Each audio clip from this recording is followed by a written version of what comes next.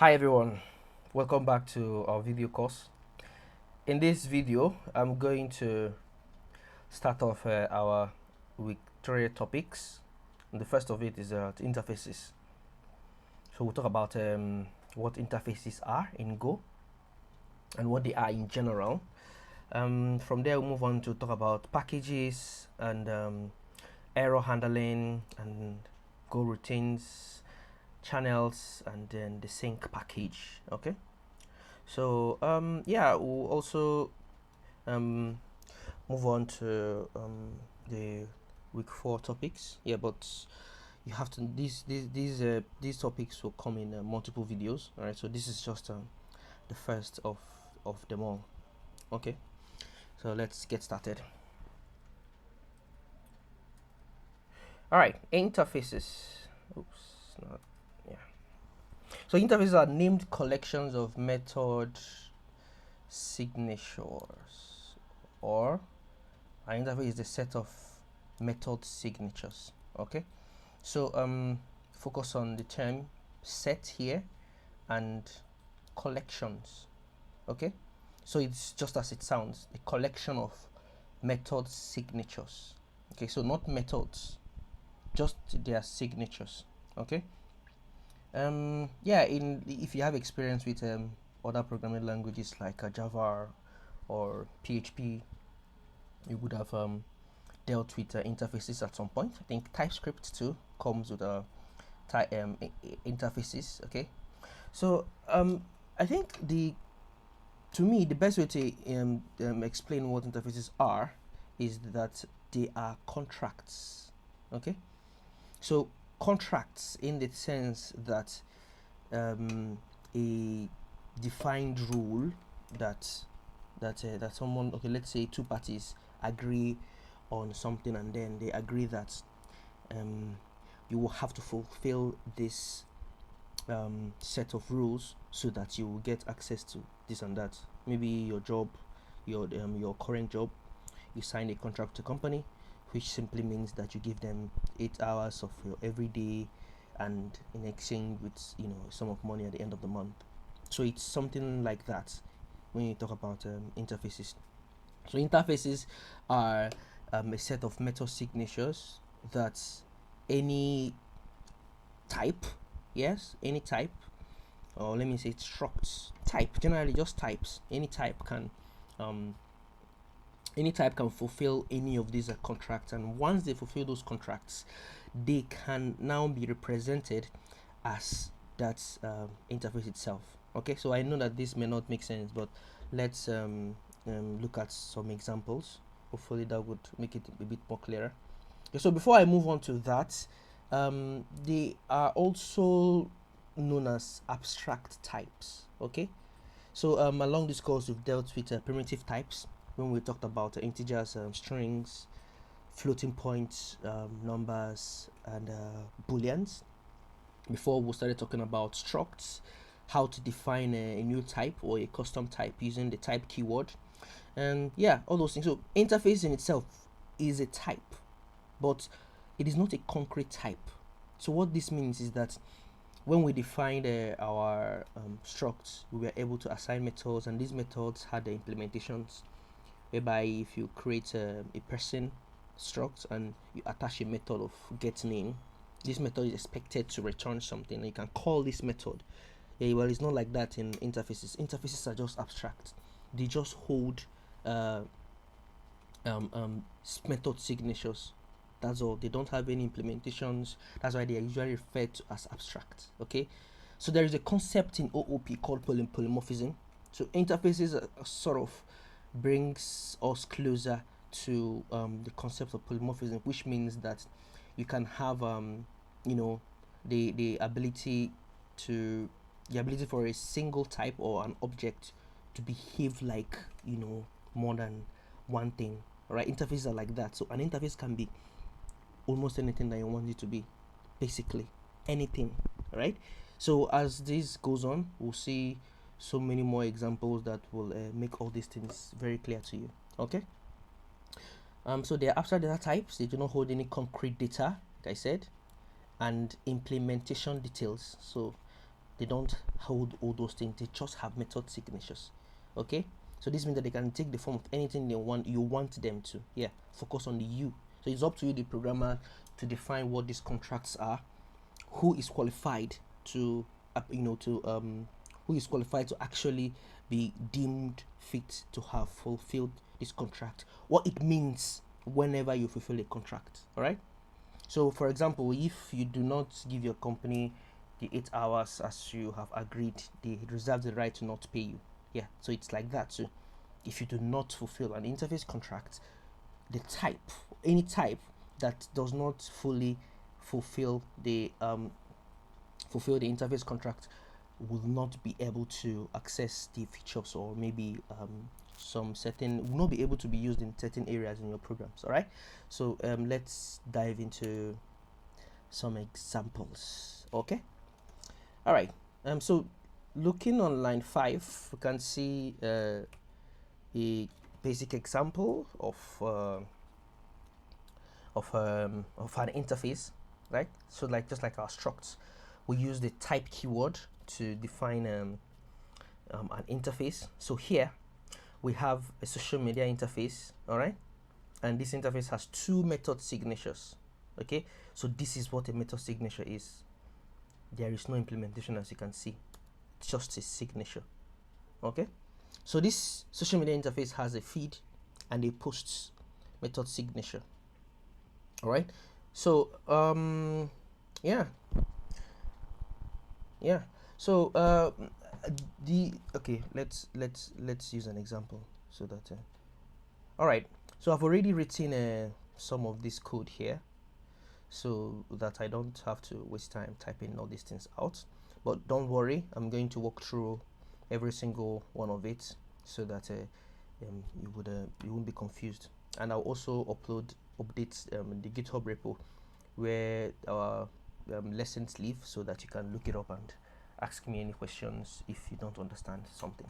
Okay, all right, so like I said earlier, let's say we have a social media interface, all right, interface or contract, and this interface defines only 2 method signatures. All right, and in here we have, down here we have 3 different structs that define known social media platforms out there: Facebook, Twitter, and LinkedIn. As you can see, they contain concrete data, right? And each of them has an URL, property, name, followers, and all that. So now let's assume that we have a service. Okay, we have a service that somehow requires that before you can access this service, you would have to fulfill this contract. All right, so how would you do that?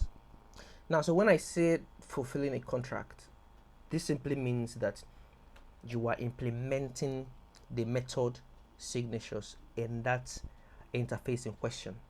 All right, so in Go, implementing interfaces or fulfilling contracts basically is done implicitly. Okay, so what this means is that it is not done directly, like you would do maybe in a language like PHP or Java, where you will use something like maybe if it's in PHP, you say class user implements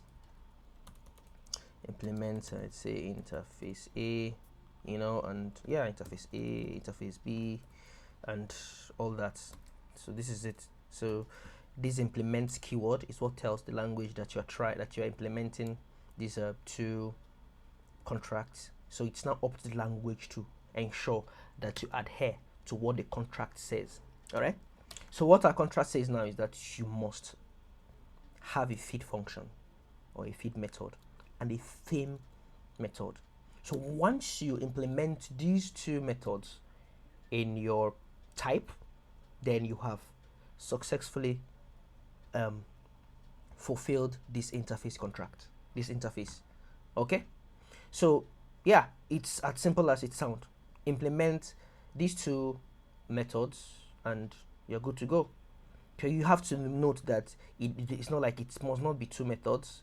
Some can have more than this, some can have just one methods, and it just depends on what you want. What do you want the contract to look like, and what are you trying to do? We'll use a real example so that you guys also see why anybody will want to use interfaces in their code base. Okay. All right. So we implicitly implement these functions down here. So as you can see, for the Facebook type, we implement the feed function. So the pointer type, please know that there is a difference between this and this. Okay, so this is the pointer type. All right, so the pointer type of the Facebook pointer type successfully implements our interface. So because it has implemented it, the Facebook struct is now qualified to benefit from anything implementing a contract is, which is mostly being able to be called in certain scenarios, certain contexts, and and what have you. All right, so the same thing happens for LinkedIn. We implicitly implement the social media contract. So by virtue of the contract, all these things are now qualified social media platforms. Okay, so you want to be a social media, implement these two functions, and you're now a social media. That is it. They are officially social media structures because they have fulfilled the contract. Okay. All right. So let's have a look at a basic program that could actually let's see.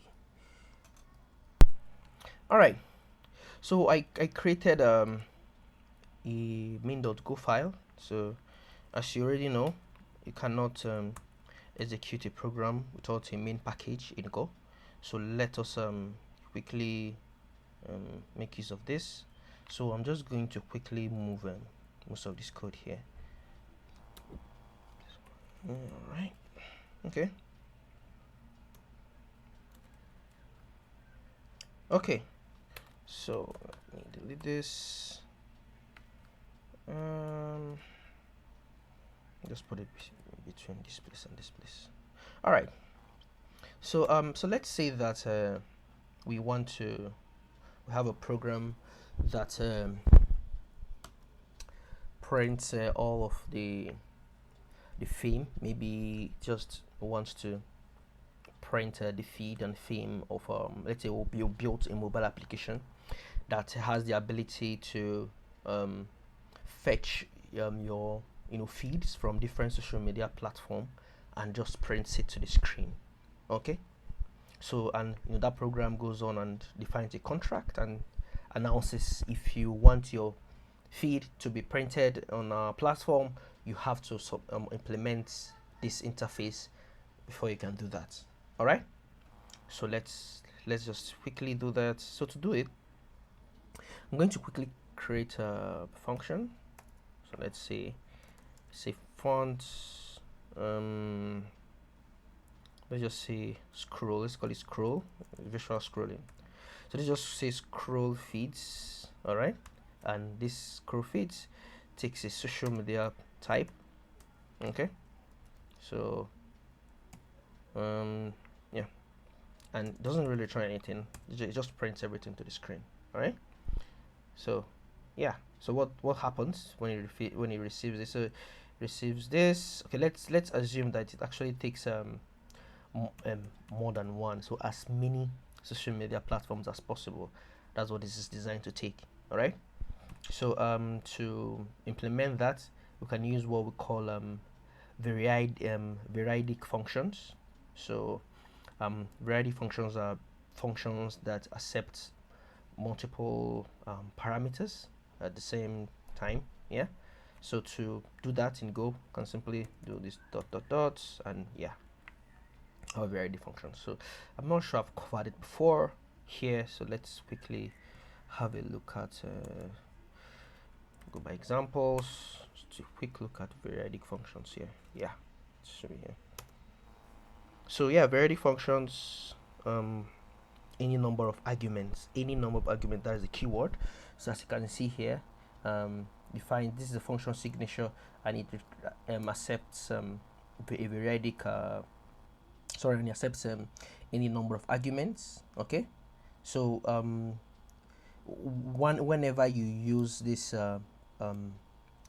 feature to define your function signature, you expect that your arguments will come in as an array. Okay, so as you can see, it's ranging through it because it now becomes an array, which is that all of the parameters that have been passed now will be added into an array for you by Go, and then you can access them from there. So we're going to use that right now so that you also see what I mean by that. All right, so let's SMS social media. Let's just use SM. I think that's fine for now. All right, so to access it, so we can now go ahead and for range through this. Let's use the range, and okay, we don't need the index, so we can call it okay, let's just use platforms. Let's just say SM platform. I think it actually makes sense to change this to platforms, right? So since that's what we're looking for, show me that platforms. I'm just gonna call that platform. So for each of this, go ahead and print out the feeds. All right. So and now say sm dot feed. Okay. All right. So now we're going to come over here and define Facebook. So call it FB, which is going to be Facebook. Let's just use the new keyword since we are looking for a pointer. Remember, we implemented this on the pointer type, so let's make sure we use that. So Twitter,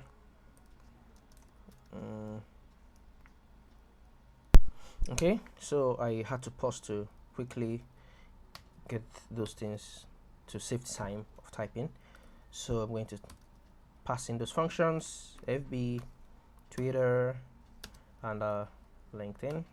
Okay, so yeah, so let's go ahead and run this code. Okay, so week 3 CMD. All right, so let's go ahead and run this file, main.go, and yeah, as you can see, prints all of our feeds for us. Okay, so to even make this better, we could actually use an inner loop to print this, so that it's going to look like an actual feed. Okay, so to do that, just going to get rid of this. I'll write another for range. So we're not going to range through the sm.feed. Okay, so we're going to call it fd, then going to print out to the console fd. So we are looping through all of the feeds here. Okay, so hold on, there's an error somewhere. Undefined. Oh yeah, get rid of this. Oops, that's the wrongest thing to do.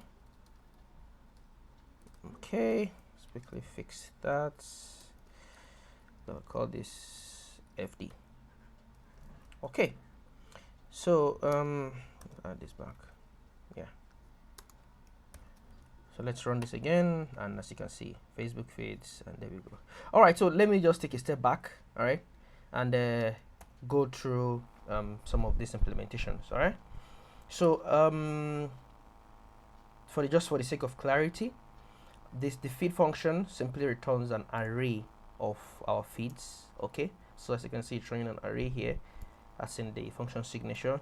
Do notice that this is our function signature, so it must match what we have right here. All right, so I know that okay, let me change this our return type to ints and see what happens. And as you can see, there's an error here, and it says Facebook cannot use type Facebook as social media. This is because our Facebook wrongly implemented our interface, so it's not a qualified social media interface.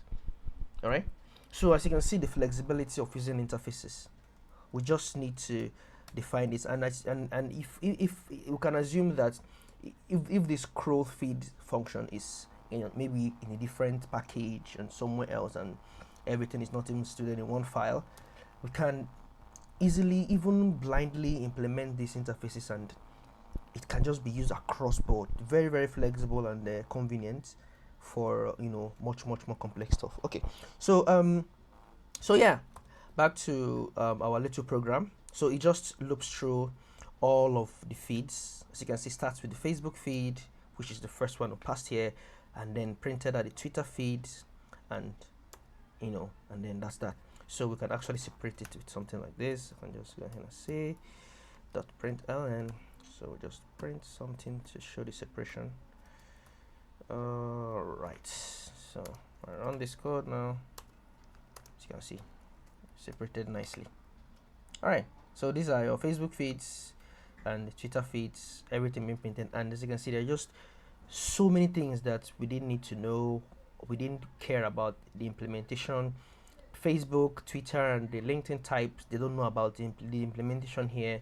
All they care about is to expose what the contract says, and they can now be used by any type of service that's also that also welcomes what's the word that also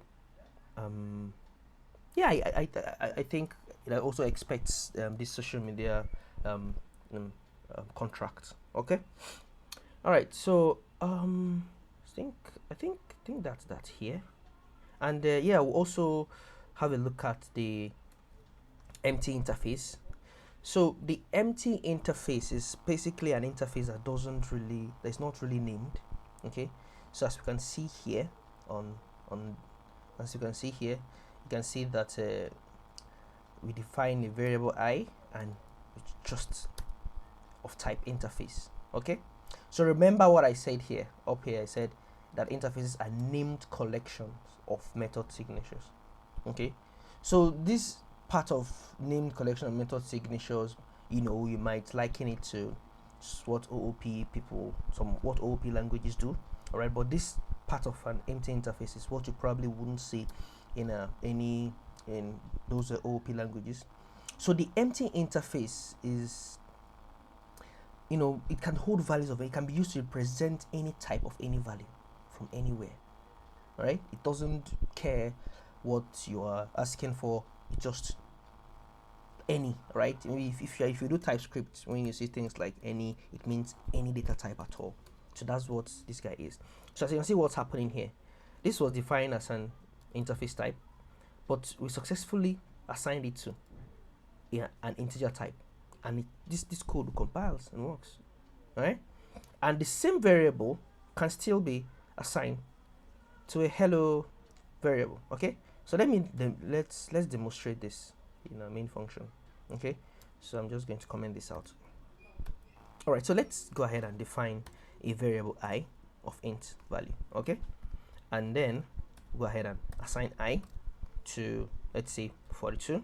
Okay, now let's try and reassign the letter I, the variable I, to a string. Let's say hello. Oops, here we go. There's an error. You're not allowed to do this because this is a string, and we have already declared that the I variable is an integer, so this is not allowed. All right, so we can actually fix this by just changing this to this, and as you can see, there's the one in here. Yeah, I declared, are you sure? But not used. Okay, yeah, so so then we successfully assign this to this, so we can actually go ahead and print this to the console.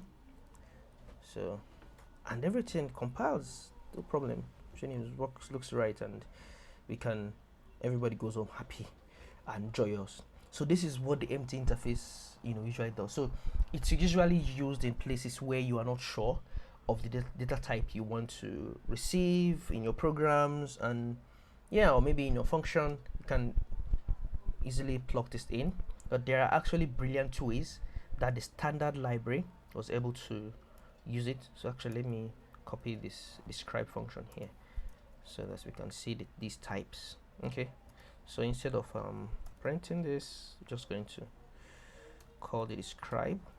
Okay. So I'm just going to go ahead and execute this code, and as you can see, it's literally wearing two hats. The I variable is literally wearing two hats here. So the first line it's an integer, and then the second time it's now a string. So this is the beauty of the empty interfaces. So yeah, interfaces are really cool, and you can do a lot of nice things with it.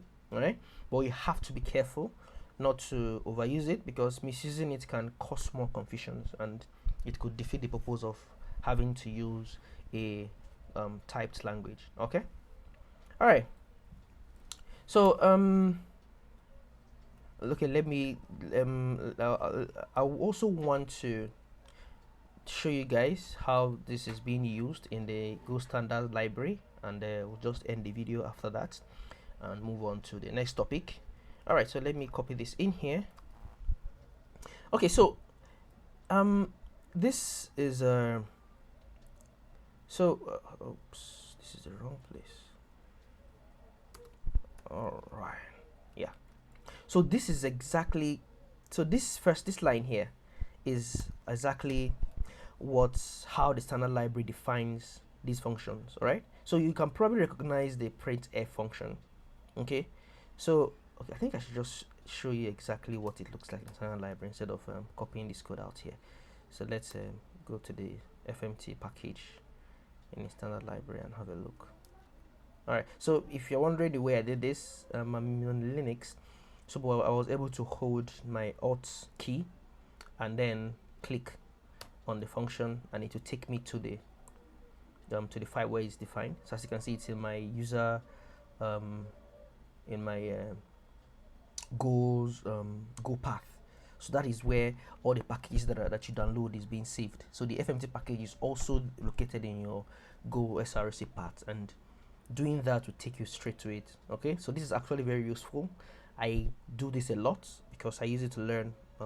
Maybe you can look up how some things are done in standard library, and you can get some ideas from it, and learn a lot from here. Okay, so I wanted to show you guys how this empty interface was used here. So as you can see, the printf function call makes use of the fprintf. Okay, so the fprintf is actually what abstracts most of the print line function that we use, and you can see how really flexible it is, given the fact that we can literally print anything we want with the printf and our println functions from the fmt package. So it uses this interface type, so that's why we can pass any type here in our printf statements, where you are passing a string or an integer. That's just the way it works, and there's a lot of really cool abstractions here that the Go developers use to make things so straightforward and easy to use. Okay, so yeah, I think I think that's that. So one other thing I would like to show you guys is the IO writer. So this is the IO package. I don't think you've used it before. So it's a package that contains so many utilities to perform input output operations in Go, and the IO writer itself is also an interface, as you can see here. Okay, so I'm getting this again because I'm holding my alt key, and then it just brings out this suggestions, and that was why I was able to see that, in case you're wondering. So let's go to the IO package, so you can see our writer interface. Okay, so the fprintf function takes an interface as the first parameter, okay, and then takes the format. This format is basically where when you are passing your %s, your percent Ds. Yeah, so that's how you want it formatted. And then it takes an interface type. That's anything you want to print. Okay, so the very, very cool thing that I really like here is this IO writer. So now when you call the printf command, all right, you pass in your format, okay, like we're doing here. You pass in the format you want, okay, and then you pass in what you want to print. All right, that's exactly how it's defined here. So another thing, so what printf actually does is it calls the fprintf, which takes an interface, a writer interface. Okay, so a writer here is basically any type that can be written to.